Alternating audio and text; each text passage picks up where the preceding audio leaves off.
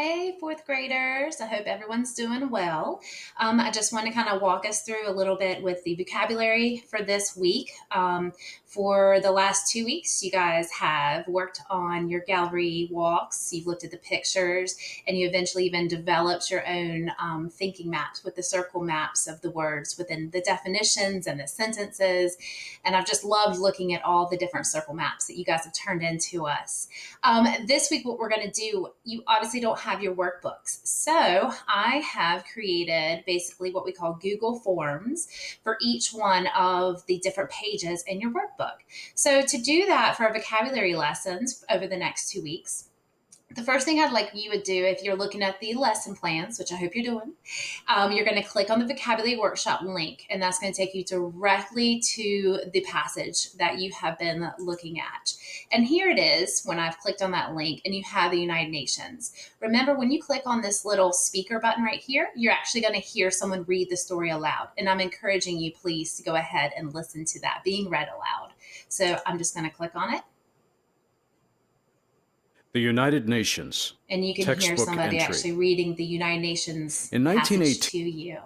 You can look at each one of your words, starting with abstract, and it's going to give you the meaning, the definition, a really cool illustration to show that abstract things or things that could be hard to understand or they're not realistic. Okay. So if I just go back, I can go back to the screen, I can review over my words. Once you've reviewed all your vocabulary words and you feel like you are ready to go with the actual Google assignment, if you look back here, it asks you to go into your Google Classroom.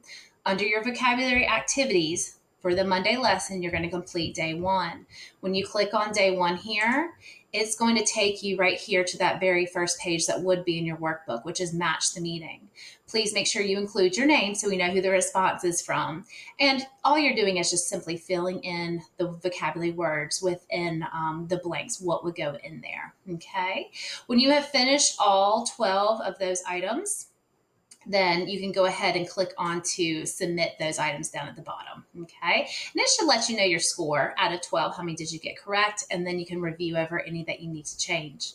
Day two are the synonyms and antonyms. Now notice, instead of having it bolded, all of our words have been put in all caps. So the words that are in all caps are the words that you're going to be looking at. For instance, if I'm looking for a synonym for the word doubted, doubted the evidence. If somebody is doubting something, would that fall under mistrust, magnify, grasp, or quake? And you need to choose that. You'll do the same thing scrolling down for your different antonyms as well. Day three, you're just simply plugging in which word would complete each sentence. And then day four is going to be looking at word associations. So in other words, you're either answering the question or you're finishing the sentence with the word that would best match with each of those. Now, on the fifth day, this would typically be what we would call our assessment or our test. We know we're not taking the grade as a test, but I do want you to still check your understanding. That's important. So these would be the questions you would have been asked on your test, and there are a total of 25 items, just like we normally do. Okay, going all the way to synonyms and antonyms, all the way to 25.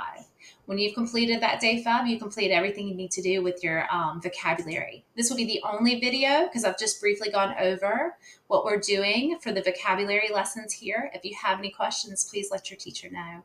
Hope everyone's doing great. Miss everybody.